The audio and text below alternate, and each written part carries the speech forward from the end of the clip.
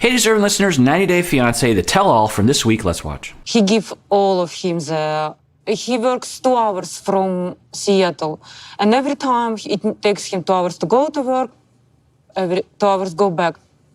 And when he's home, he just doesn't. He doesn't have time, desire, anything, to discuss anything. He just tired. He just wants rest. All right, so we're hearing a little bit of the behind the scenes, what it might be like from Natalie's perspective in the relationship. She is saying that they live in Sequim, which is 2 hours plus from Seattle, and he commutes every day. He works hard. I didn't realize he was a boss, so he's probably got a lot of stress there. And he will leave very early in the morning, come home pretty late at night, and he's tired. He just wants to rest. He doesn't want to talk about anything. And from Natalie's perspective, and that's probably true, and I think Mike might agree to that his job is stressful and that he's pretty wiped out at the end of the day. But from Natalie's perspective, her interpretation, her narrative of what's happening is that he doesn't care. And I think that's the vibe that he gives off. And I actually don't believe that to be true. I think he deeply cares. I think he cares a lot more than Natalie does in some ways. I mean, I think Natalie cares a lot about the relationship, but given my conceptualization of Mike, I think that he has a vast sea of unmet needs going back to when he was a child, and that those unmet needs, I don't know, I'd have to ask him, resulted in him having a defense of putting up walls to protect himself, which inadvertently creates more distance and less ability for him to get his needs met. So it's natural and common to interpret that sort of defense as someone who doesn't care, someone who doesn't have emotions, someone who isn't attached to you. And so that's what Natalie was experiencing, which, we could imagine. How'd you guys keep up the relationship before she got to America? When I met him, he was just a guy, just a Michael. And I was really happy with him. Now he has huge responsibilities. And he told me, Natalie, I'm choosing work. I didn't say and I said, that. okay, I'm I choosing never work said too. that. Okay, so common in couples when they will sit on my couch will argue about what was said and what was not said. And the fact is that, one, we have terrible memories, and we have to recognize that. So we don't know what happened. It's possible that Mike did say that. It's possible that he didn't. We also have emotional memories, meaning that we will filter our experiences and our recall of events in the past through our emotions, which will alter it. And this is proven time and time again. We are terrible recorders of events. We alter them. Each time we remember them, we alter them. And so they're arguing about that. But do we believe that Natalie was getting the impression that Mike was choosing work over her? Yeah, we could say that is absolutely possible and consistent and fits with the conceptualization of Mike here. Natalie. Okay, he never said it to me. I'm sorry, it's my fault. Okay, I work really hard to support us. Unfortunately, COVID hit, and I lost all my employees. And yes, I run the company, and most of my employees had kids. They all had to quit. Interesting. I wish that the show would go into more of these details during the regular season. I often find myself wondering, because there's so much context in people's lives, and they just never give us that detail. And it wouldn't be much. Like, they could have just had a little interview with him, like, what's going on? He's like, well, I'm really stressed out at work because of this and that. And so I'm glad we're getting this context. Yeah, if he is, maybe he even owns the business, I don't know, but if he's in charge and people are having children, they have to protect the kids, even with the vaccination, they have to quit or they can't work in the office. And now he has to do all the work for everyone. Who knows?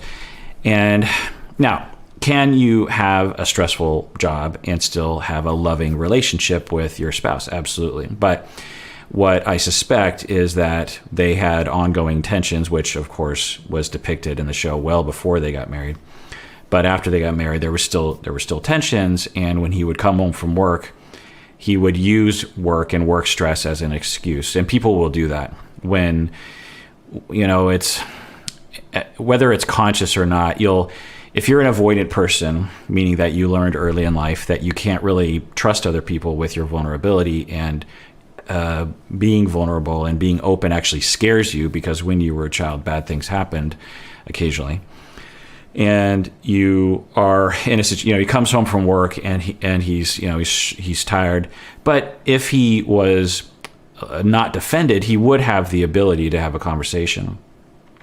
But given the fact that he has traumas around this, it's an extra burden. So not only is he stressed about work, but now he has this additional stress, and then he can use the work stress as an excuse to get out of having a conversation that he doesn't really want to have anyway. Now, deep down, he does want to have that conversation. I think he deeply wants to have those conversations, as we've seen in the season. When push came to shove, like, a lot of feelings started coming out, and this schema of neglect and betrayal started to emerge. So he clearly had feelings, I think, going way back to the ring being thrown at him. But people will use that as an excuse. It's just like, look, I'm busy, I'm tired, I've got things to do, I can't really talk about it. And it's fine, but when I work with couples like this, what I will do with the Michaels of the world is to try to help them to recognize their issues and to help them to feel more comfortable with being vulnerable, because there's nothing inherently taxing about having a conversation about your relationship, especially when someone is reaching out to you. If Natalie, now we don't know the way Natalie approached him, but if Natalie's saying, hey, I miss you and I want to connect with you, can we cuddle, or can we just have a conversation about how things are going? That might scare Mike, but there's nothing inherently taxing about that. It's only taxing because of the worries one has because of the past. And so what I hope to help the Mikes of the world do is to recognize that, look, it's just 5 minutes, 15, and maybe even just a minute. A lot of couples, especially when you have kids, you don't have time for, like you did in the beginning of a relationship where you just stared into each other's eyes over a candlelit dinner and talked about how much you love each other. It is passing one person is getting the diapers and the other person is picking up the poop of the dog, and you're just crossing each other in the hallway, and you stop and you hug and you kiss for 2 seconds, and then that's the intimacy of the day. But that's all you need, that little moment of, okay, we acknowledge each other. So, and this is what I tell my clients, which is 2 seconds is all you need. That intentional, I see you, I love you, I'm with you, and I see that you love me, and just a little, and then you're off, is a lot, does a lot to recharge batteries. So the Mikes of the world will sometimes have a hard time with that, because even that level of vulnerability is really scary to them. I don't think Mike is a problem over here, honestly. Why do you say that, Andre? He is like a guy now that goes to work, he comes back home, he wants to chill, like get a steak, get a couple of beers. I don't like working all these hours. All right, so they're getting relationship advice from Andre, who is, identifying with the masculine idea of going to work and coming home and just having a couple beers and having a steak and, these kind of masculine tropes. And okay, yeah, sure. And I think Natalie would agree. But I think what Natalie's hoping for is some connection, some indication of a relationship, some indication, especially given the factor that Natalie is alone in that house in the woods all day long with no friends, and she doesn't really get along with family members, I don't think. So of course she's looking. Now we would hope long term that she would have a friend, and she did meet someone, but that person lives all the way in Seattle too. And this just raises the other issue that I will often say, and we can use this show as a learning tool, that before engaging in a long-term relationship in which you either get married or you make major changes to your life, like moving, that you really think about the lifestyle of being in a relationship like that. Sometimes, like an extreme example is you fall in love, and or you're dating someone and you find out that they're going to go to Mars and they're never going to come back. There's talk about human missions to Mars in which the humans will never return because it would be too hard for them to return. Plus, there's like cosmic rays that can cause cancer pretty quickly. And so it would be a short term. Anyway, point is just in this hypothetical, you meet someone, you start dating, you think you might be falling in love with them, but you know that they're, in a couple of years, they're going to be going to Mars for the rest of their life and you're never going to see them again. You might want to think about, do I want to be in a relationship with this person? I think I'm falling for this person, but this is going to be very, very painful for me and everyone around me, especially if we have kids together. So maybe I need to think about that. Now, that's an extreme example, but for Natalie, it's like, I come from the big city and I'm moving to the middle of the woods in, the peninsula of Washington. So do I want to live like that? Same with Julia and Brandon, these kinds of questions. Anyway, let's get back to watching. Usually, like if you're married and you decide to move to another state, you're saying this relationship is over and you don't want to have anything to do with it. Yes. Because we were discussing many times, like I was begging him, please, let's move to Seattle, please. But we never made it. He never moved. So I don't know if it's Natalie's fault. I don't know if it's Mike's fault. All right, interesting, more conversation. Wow, that's pretty much of a death stare right there from Natalie. Maybe she's wary of what Angela's going to say, and she probably should be. But she was begging to move to Seattle. Okay, and that makes sense. And if I was Natalie, I'd be begging too. I wouldn't want to live in Seattle's beautiful, but I wouldn't want to live there. There's a reason why I've lived in Seattle my whole life, and Mike didn't want to go, which is also fine. They should have talked about that again before they committed to a relationship. And yeah, I get it, but I don't think that moving to Seattle would have solved their problems. I do like Natalie, what I see, but I've seen you all over social media, and I'm thinking you're living like you're divorced already. Is what I'm saying. Yeah, and I'm not saying you're wrong for doing that, because I really, Natalie, don't know what you go through with him. I really don't.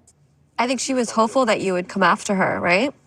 Interesting. So Angela, with a intelligent statement saying, I don't know what you're going through with him, which is one of the smartest things you could ever really think or say when watching this show, is we see very, very little. And as a person, as a clinician commenting on these individuals' lives, I will often say everything I'm saying is based on extremely limited information.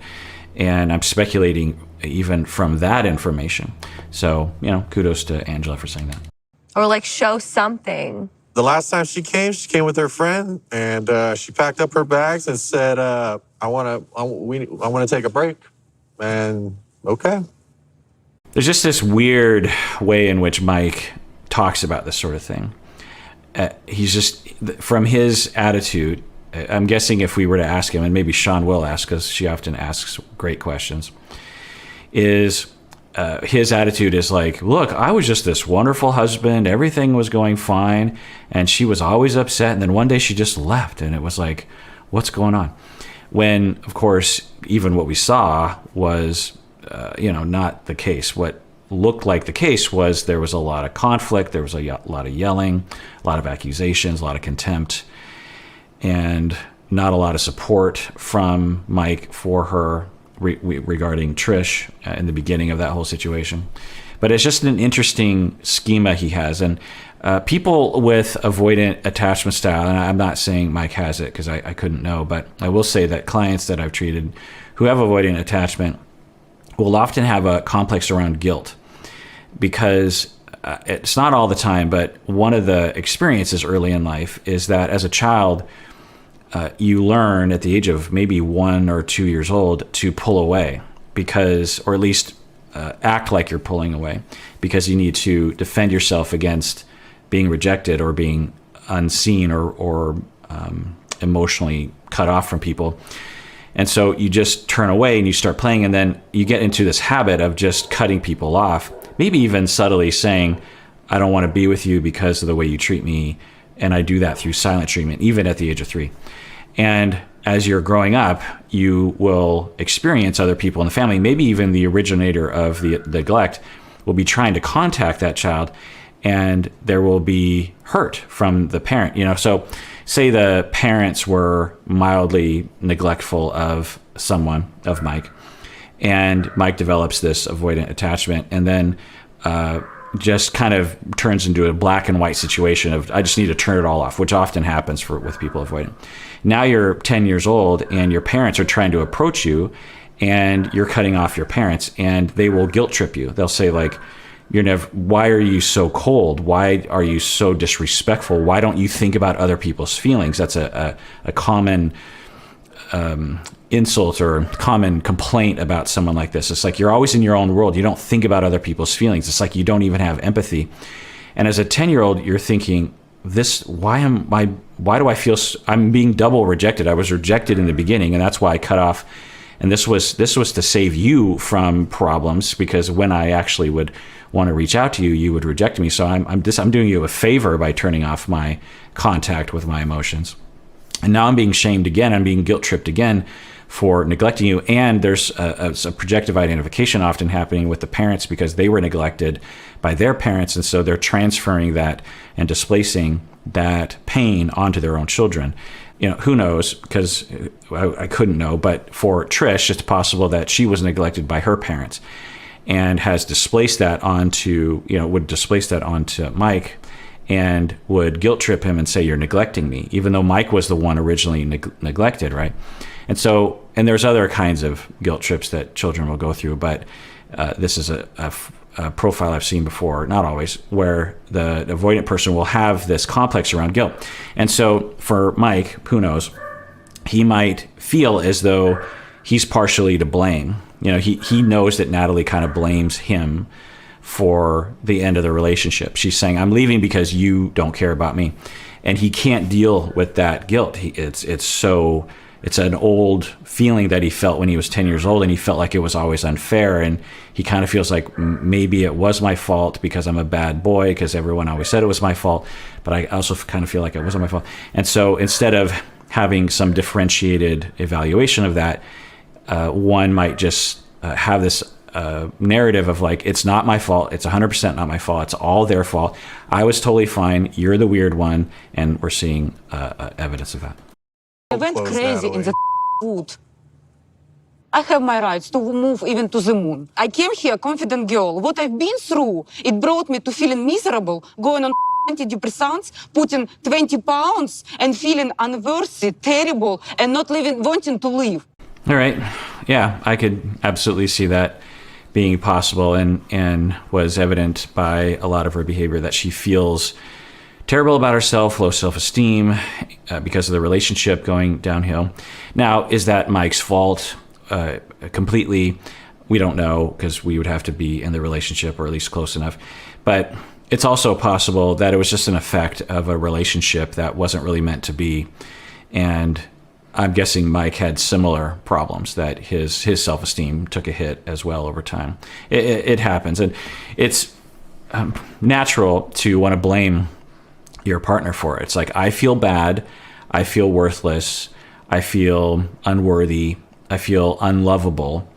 Therefore, it must be my partner's fault, when both people might be suffering because of the mismatch, because of the inability to speak from a differentiated place, and it's affecting both people.